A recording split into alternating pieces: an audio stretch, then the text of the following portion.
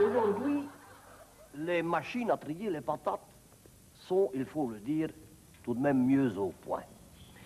Elles arrivent forcément dans des sacs, les pommes de terre, et je vous présente ici 9 sortes de pommes de terre, car on pourrait croire qu'il n'y en a que 2, 3, bien au contraire.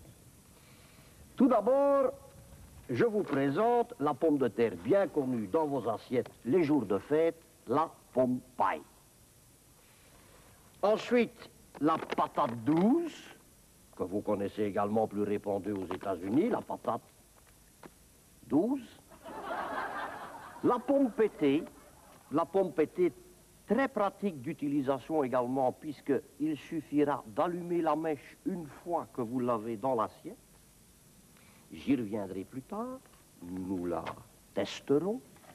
Ceci est une pomme de terre très à la mode. Il s'agit de la pomme de Ham. La pomme de Ham complètement vidée de sa substance, d'où son nom, pomme de Ham.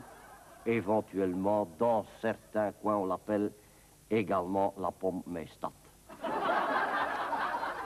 J'ai ici 3 sortes de pommes de terre un petit peu particulières pour lesquelles je vous dois un mot d'explication. C'est que dans la région wallonne, la pomme de terre s'appelle en Canada. Et j'ai ici 3 sortes de Canada. La Canada 1, la Canada 2 et la Canada Dry, qui a le goût de la pomme de terre, qui a la couleur de la pomme de terre, mais qui n'est pas une pomme de terre. Et enfin, la patati et la patata. Et patati et patata.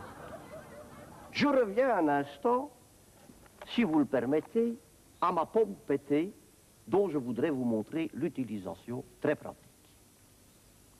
Je vais donc vous faire la démonstration immédiate de la pomme pétée que voici. C'est très simple, il suffit donc d'allumer la petite mèche avec la plus grande facilité d'ailleurs.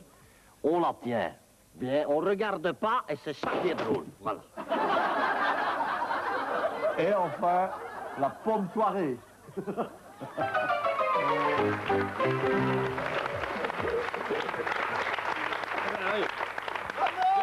J'aimerais quand même... Bravo! J'aimerais...